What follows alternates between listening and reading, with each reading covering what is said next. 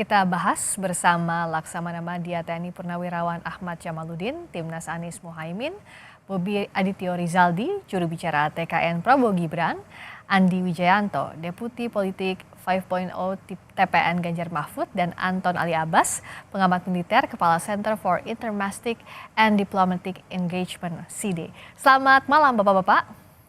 Selamat malam, Selamat Mbak Friska. malam, Selamat Mbak malam, terima Friska. kasih sudah bergabung. Saya ke Mas Anton dulu. Sebenarnya apa kalau dari sisinya Mas Anton yang diharapkan dan diprediksi akan jadi tema spesifik yang ramai dan paling urgent di debat ketiga nanti? Ya, makasih Mbak Friska. Memang kalau misalnya kita lihat di atas kertas ya, ini topiknya sangat erat dengan pekerjaan sehari-harinya Pak Prabowo. Tapi jangan salah, bukan berarti Pak Prabowo itu sempurna. Gitu ya Mas Bobi ya, gitu. Jadi ada banyak PR-PR yang belum dikerjakan. Dengan kata lain, Pak Prabowo itu cuma bisa strateginya defensif. Sementara nomor 1 dan nomor 3 itu sangat mungkin tuh defensif dan ofensif. Itu satu. Kedua, tentu ada beberapa hal yang bisa nanti disoroti dan tentu itu yang kami ingin dengarkan. Yang pertama, pas ngomong tentang korupsi di alutsista. Survei Transparansi Internasional tuh udah menyebut kategorinya tinggi untuk Indonesia, dan itu dua survei terakhir 2015-2019 tidak berubah. Dan kalau 2019 itu kan launchingnya di 2021, datanya dikumpul sampai tahun 2020. Jadi pas awal-awal Pak Prabowo juga dikumpulkan. Artinya itu ada catatan sendiri. Yang kedua, jelas kita akan ngomong tentang kesejahteraan. Nih tiga tim ini ngomong tentang kesejahteraan, tapi bagi saya belum ada yang ingin menawarkan secara spesifik ngomong tentang kesejahteraan. Kalau soal gaji ini kayak apa sih? Apakah kita mau ngikutin kayak model ASN atau ingin pakai formulasi baru?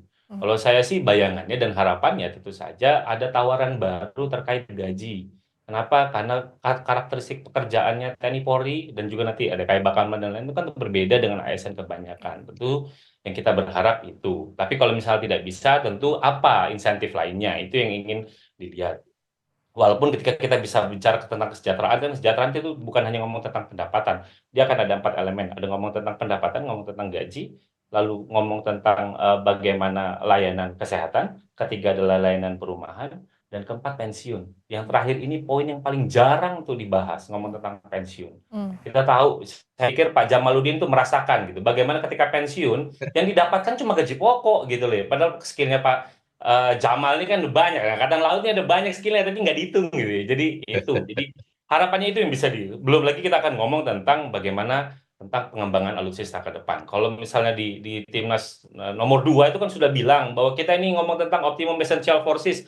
Saya masih bingung sampai sekarang. Ini dasarnya untuk melanjutkan optimum essential forces ini basisnya apa? Gitu. Karena selama ini kita tuh nggak pernah tahu kok tiba-tiba yang selama ini kita diskusikan adalah MF, tapi dokumennya gitu dari dokumen kampanye tiba-tiba langsung bilang bahwa ini kita melanjutkan optimum essential forces. Loh, kok ini dari mana lagi nih? Gitu. Oke. Ya. Nah, Yang saya pikir itu yang ingin kita dengar gitu. Jadi bagaimana ngomong tentang kesejahteraan, ngomong tentang pembangunan kekuatan, ngomong tentang penanganan korupsi. Yang terakhir tentu poros maritim dunia. oke. Kita ngomong kebijakan tuh ngomong tentang keberlanjutan. Yap. Yang ngomong tentang istilah poros maritim dunia ini hanya timnya Mas Andi, gitu ya. Menggunakan frasa secara lengkap. Mas Bobi timnya menggunakan poros maritim. Kalau timnya Pak Jamal cuma ngomong tentang maritim, menggunakan kata maritim, nggak ada kata poros maritim. Nah ini sebenarnya kita mau ke depan itu kayak apa? Evaluasi dari praktik yang dilakukan oleh Jokowi dalam 10 tahun ini seperti apa? Sehingga kalau kita ngomong tentang keberlanjutan, apa yang mau dilanjutkan? Itu sih Mbak Friska catatan awal saya. Makasih banyak Mas Anton untuk tadi gambarannya. Saya sekarang minta ke masing-masing tim ses, mohon ringkas dan singkat padat agar kita bisa menggali lebih baik. Saya akan bagi-bagi dulu dari beberapa poin. Yang pertama soal korupsi alutsista tadi yang pernah di-mention oleh Mas Anton. Dari Pak Prabowo dulu, dari mulai strategi tadi disinggung juga sama Mas Anton bahwa oke, Pak Prabowo sekarang Menhan, tapi yang bisa dilakukan mungkin nanti debatnya adalah defensif, tidak ofensif seperti paslon lainnya. Kemungkinan begitu. Bagaimana soal itu dan bagaimana juga soal korupsi alutsista yang akan diangkat atau enggak tuh nanti, Mas Bobi?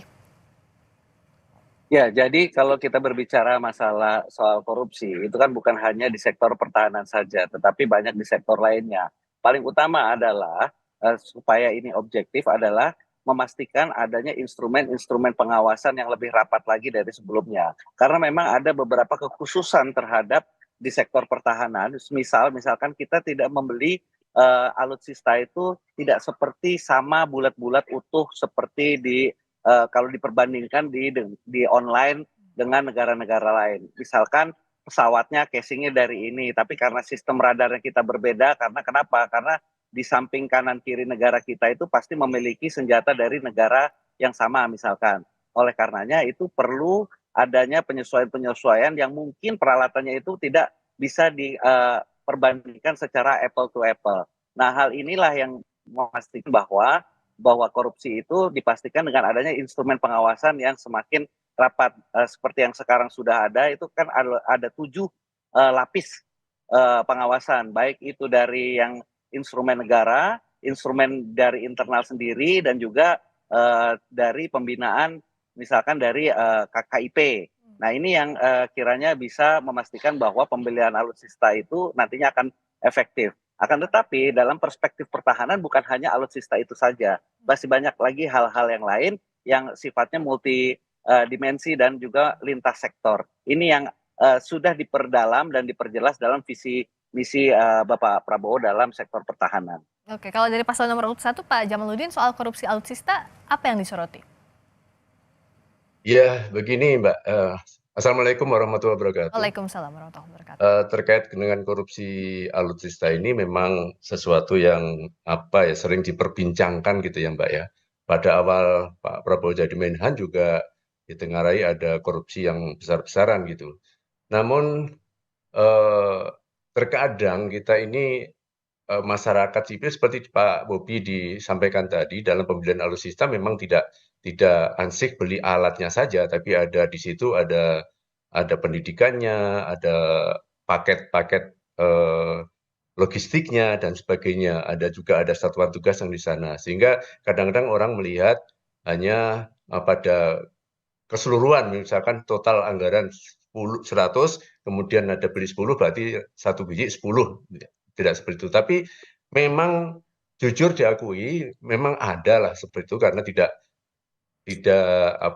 tertutup kemungkinan ada dalam pembelian alutsista itu tidak terlaksana G2G, tapi umumnya kalau PLN lewat pinjam luar negeri itu B2B yang terlaksana sekarang ini. Kalau B2B tentu ada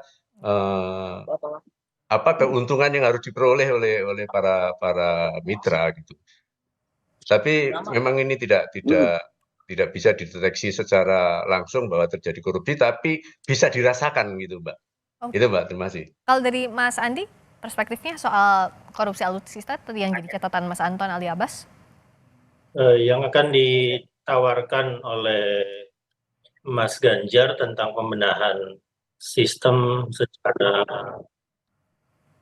seluruh. Jadi kita bisa melihat misalnya apakah alutsista yang dibeli sudah ikut dengan undang-undang industri pertahanan. Apakah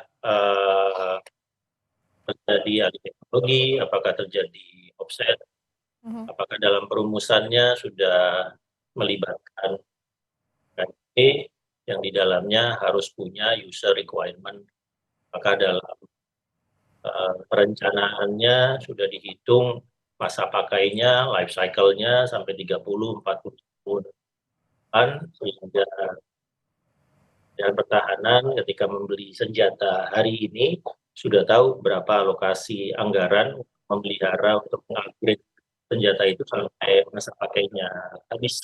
Yang di masing-masing senjata bisa berbeda-beda. Misalnya kalau perang bisa 40-50 tahun, sementara karena pesawat tempur mungkin proses modernisasinya dari generasi 4 ke generasi 5 harus sering dilakukan dalam waktu 10.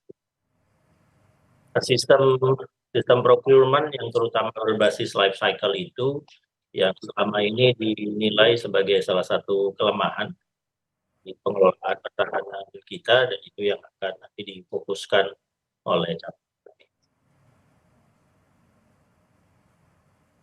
Mas Andi?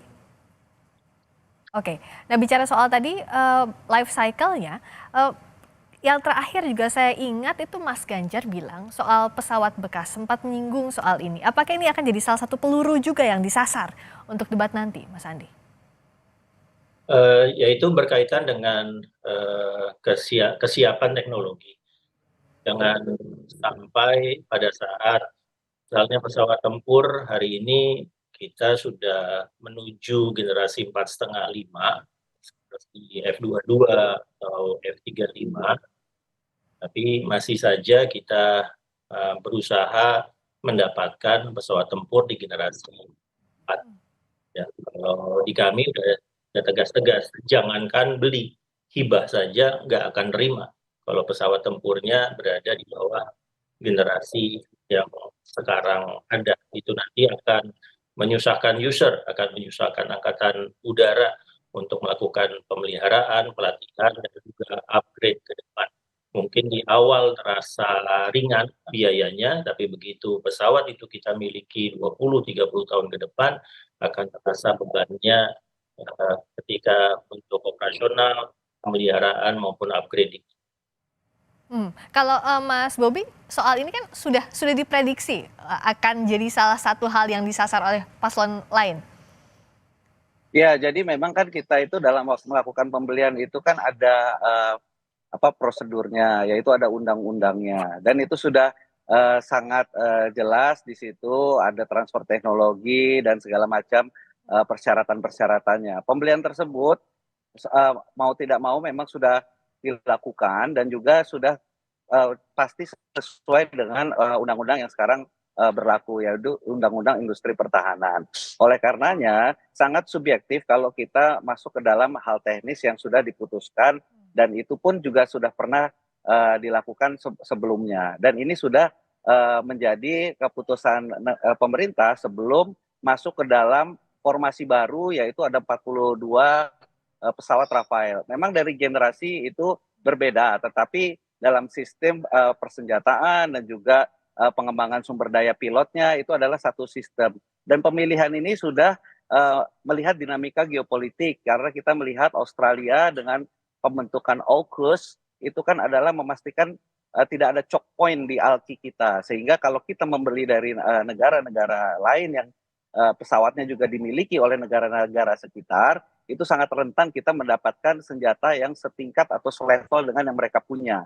Dengan memiliki persenjataan dari negara yang kita punya sekarang, itu dipastikan secara persenjataan masih relevan terhadap dinamika keamanan di geopolitik kita untuk selevel dengan pesawat-pesawat terbang yang dimiliki dari Australia, dari Singapura dan Malaysia. Apalagi kalau dengan Australia dengan pembentukan AUKUS ini, dan dia juga memfokuskan pada Jericho Plan-nya, yaitu integrasi dengan pesawat udara. Yang kita putuskan ini adalah suatu hal yang sudah tepat sambil menunggu 42 formasi pesawat yang baru akan tiba. Jadi dari 12 nanti ada yang pertama datang itu ada 5 atau 6, lantas nanti di 2026 yang selisihnya nanti akan datang secara bertahap. Ini yang dikatakan adalah kesinambungan. Nah, yang dipastikan dari misi dan visi Bapak Prabowo adalah kita tidak mencoba-coba lagi, karena kita sudah masuk di dalam roadmap yang akan dibuat dalam 10 tahun ke depan.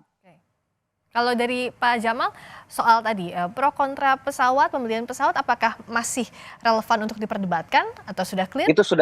Itu sudah selesai, sudah dipastikan tidak ada pelanggaran undang-undang, tidak sesuai dengan prosedur pembelian, TOT-nya itu sudah disepakati bersama, dan ini sudah tinggal dilaksanakan. Oke, Mas Bobi tadi sudah menjelaskan secara rinci. Pak Jamal, apakah dari sisi Anda tidak perlu diperdebatkan lagi soal ini? Kalau dari kami, pada prinsipnya untuk pembelian alutsista ke depan, kami memang tidak menghendaki adanya pembelian alutsista bekas. Kenapa? Karena memang visi kami adalah memperkuat sistem pertahanan negara kita, di mana alutsista kita harus mampu beroperasi secara optimal gitu, readiness-nya juga optimal sampai ke minimal batas luar ZEEI. Nah, kami sudah punya pengalaman TNI sudah punya pengalaman yang panjang terkait dengan alutsista bekas ini, bahwa dari berbagai kejadian eksiden itu memang mayoritas adalah alutsista bekas. TNI AL sendiri pernah memiliki kapal bekas yang Ekstiman Timur, yang itu juga untuk biaya pemeliharaannya sangat besar.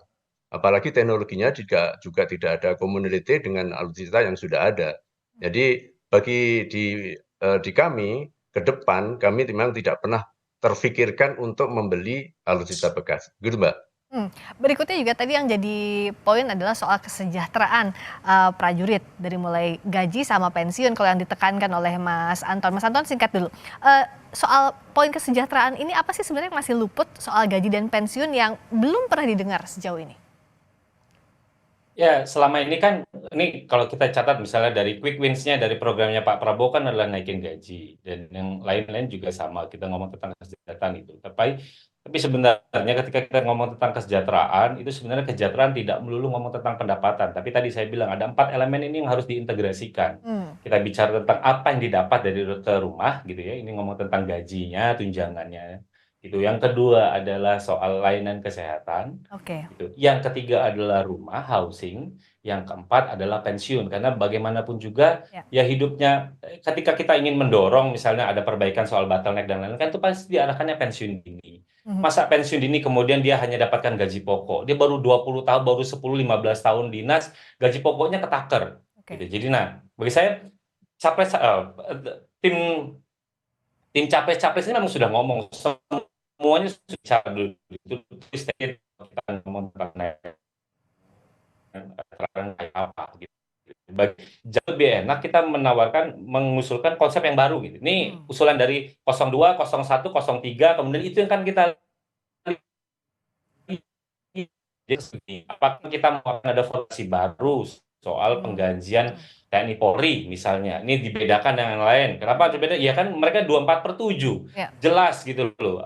Memang beban kerjanya berbeda. Jadi sebenarnya kalau misalnya mau didesain model penggajian yang berbeda kan juga sama gitu. Belum lagi kita ngomong tentang yang kemudian pasca dari mereka pensiun. Karena saya pikir sebaiknya memang usia TNI memang diturunkan gitu, bukan dinaikkan, tapi kemudian ada benefit yang bisa didapatkan oleh mereka apa gitu. Jadi entah itu tadi soal ada kenaikan gaji pokoknya gitu ya, bukan ditunjangan. Kalau tunjangan udah pensiun kayak Pak Jamaludin ini udah hilang berapa puluh juta dari tukinnya udah hilang gitu sebagai mantan bintang 3-nya itu udah ini gitu. Nah itu saya pikir jauh lebih enak kita diskusikan gitu. Nanti harapannya saya nanti di tanggal 7 itu. Oke, Mas Anton, Ini ditangkap tadi. proposal baru ketika kita Baik, bagaimana mengintegrasikan ini kita akan challenge ke masing-masing tim ses, tapi usai azan maghrib bagi wilayah DKI, Jakarta, dan sekitarnya, mari kita sama-sama dengarkan kumandang azan maghrib.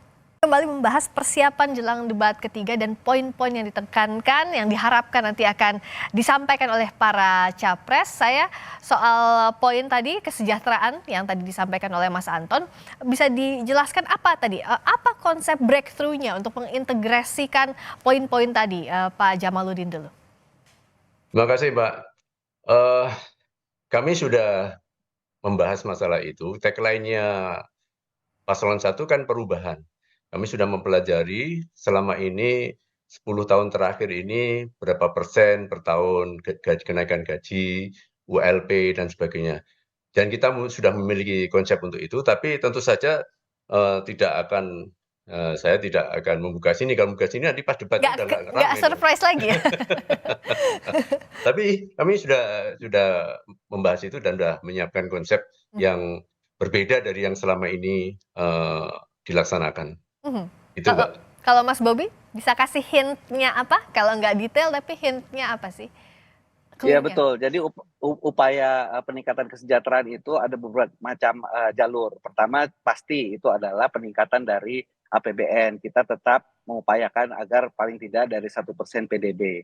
Lantas di beberapa hal yang di non APBN, misalkan dari asuransi. Asuransi kan untuk khusus militer ini berbeda dengan sipil. Kesehatannya juga berbeda. Nah oleh karenanya ada hal-hal yang memang bisa dibiayain oleh asuransi dan juga beberapa infrastruktur, misalkan kesehatan. Kesehatan itu dengan kita melanjutkan apa yang sudah menjadi fondasi di 2019-2024 ini, Prodi Unhan itu sudah bisa menghasilkan dokter-dokter yang nantinya langsung bekerja di sektor militer. Sehingga biayanya akan bisa jauh lebih ditekan dan bisa diakses oleh anggota dan juga keluarganya. Dan berikutnya juga di sektor pendidikan. Sektor pendidikan juga sudah dibuka, prodi adalah S1 dan juga beberapa pembangunan dari SMA Taruna Nusantara di beberapa daerah. Nah ini adalah salah satu peningkatan-peningkatan di berbagai jalur yang sudah fondasinya sudah ada. Tidak perlu lagi masih mencari-cari bentuk yang nantinya itu baru berwacana 2-3 tahun malu merencanakan dan baru dianggarkan. Kita sudah ada roadmap-nya sampai 10 tahun ke depan, di mana seluruh prajurit ini sudah bisa mengakses kesejahteraan yang sudah mulai dibangun dalam periode 2019-2024 ini. Kalau Mas Andi, apa yang disoroti soal ini? Kalau dilihat dari Undang-Undang TNI, kesejahteraan prajurit itu diatur di pasal 50, itu ada 20 komponen yang harus dipenuhi oleh negara untuk menjalankan pasal 50, kesejahteraan pensiunan ada di pasal 51, ada 4 komponen yang harus dipenuhi oleh negara. Yang tentara yang purnawirawan itu tidak hanya mendapatkan pensiun, tapi juga mendapatkan 3 jenis tunjangan lainnya kalau di pasal 51. Masalahnya memang di ekonomi makro.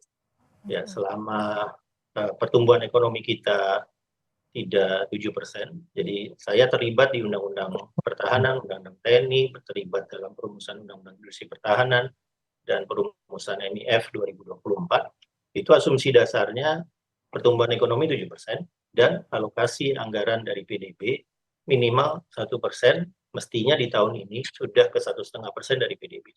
Nah, pada saat asumsi itu tidak terpenuhi, maka yang tadi disampaikan oleh Mas Anton, kita masih merasakan ada masalah-masalah di ekonomi pertahanan, termasuk di peningkatan kesejahteraan prajurit.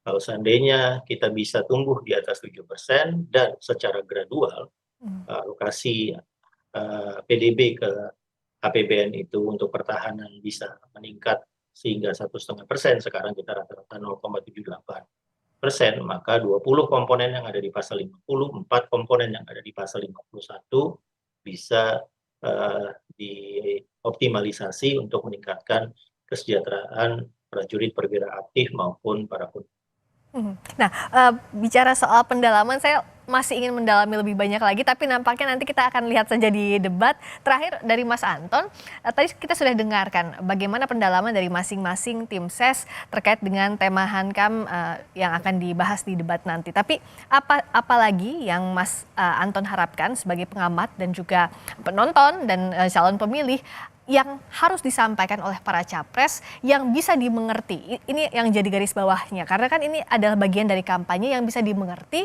tapi juga logis untuk dijalankan. Mas Anton. Ya, sebenarnya yang butuh kemudian untuk dijelaskan. Mas Anton, suaranya belum terdengar, boleh di-unmute? Sorry. Oke. Jelas kalau misalnya yang paling simpel itu adalah bagaimana dana dari setiap rupiah yang dikeluarkan untuk anggaran pertahanan itu bisa akuntabel, bisa dipertanggungjawabkan. Itu satu. Gitu. Jadi ketika kita bicara tentang kesejahteraan dan lain itu kan bicara tentang bahwa hari ini itu Kementerian Pertahanan kan memang sudah mempublikasikan anggaran pertahanan. Jadi ada kadang 2 lembar, kadang 3 lembar, 5 lembar, 7 lembar, 8 lembar gitu ya. Tapi yang kita kasih tahu itu cuma gelondongan. Ini untuk belanja rutin, lalu belanja untuk perawatan, lalu satu lagi adalah untuk belanja modal. Tadi kita ngomong tadi, Mas Andi udah ngomong tentang 1% PDB dari 3 tahun yang dikasih oleh Menteri Prabowo itu adalah komponen untuk belanja rutin itu sekitar 40%, 30-40%, stabil. Ketika kita bicara tentang belanja alutsista yang masuk dalam belanja modal ini naik turun. Jadi saya khawatirnya ketika nanti kita ngomong tentang nih naik 1% ke PDB, naik 2% PDB, kalau distribusinya kita nggak ubah gitu, nanti yang naik jangan-jangan yang stabil adalah belanja rutin gitu. Sementara ini kan harapannya kan kita ngomong tentang modernisasi. Oke. Nah, semoga kedua yang penting juga untuk adalah bagaimana kita menjadikan bahwa ini anggaran pertahanan ini adalah untuk publik, kita bisa buka, kita bisa akses. Sebenarnya 40% itu dibelanjakan untuk berapa ratus ribu prajurit sih kan kita nggak tahu gitu. Jadi rinciannya semestinya itu bisa transparan gitu. Kalau misalnya Inggris itu penggunaan balance sheet-nya untuk finance itu udah setiap bulan untuk sektor pertahanan sendiri. Nah, kita nggak perlu sampai ke arah sana, tapi minimal jangan cuma kasih sedikit ya, 3 lembar, 4 lembar, kita kasih rinciannya. Jadi ketika negara ingin menaikkan anggaran pertahanan itu sudah jelas bahwa semua itu bisa kita dapatkan, kita dapat informasi. Jadi tadi saya bilang kita ngomong tentang optimum essential forces, datanya dari mana sampai sekarang aja saya tidak tahu belanjanya kayak apa, Baik. kita membangun kayak apa. Nah, itu keterbukaan itu yang dibutuhkan publik dan harapan saya tentu saja nanti 1, 2, 3 bisa mengelaborasi itu. Baik. Kita ingin membangun 5 tahun ke depan itu mau seperti apa, Oke. gitu. Tantangan apa, pembangunannya kayak apa, Oke. itu Mbak. Yang diharapkan tadi elaborasi 5 tahun ke depan apa yang akan dibawa masing-masing capres beserta solusinya di debat nanti kita nantikan. Terima kasih Laksamana Bandia TNI Purnawirawan Ahmad Jamaluddin, anggota Dewan Pakar Timnas Anies Muhaimin, Bobi Adityo Rizaldi, juru bicara TKN Prabowo Gibran, Andi Wijayanto, Deputi Politik 5.0, TPN Ganjar Mahfud, dan Anton Ali Abbas, pengamat militer, Kepala Center for Intermastic and Diplomatic Engagement. Terima kasih banyak Bapak atas waktunya di Sapa Indonesia Malam. Selamat menyiapkan para capres untuk debat ketiga mendatang. Terima kasih.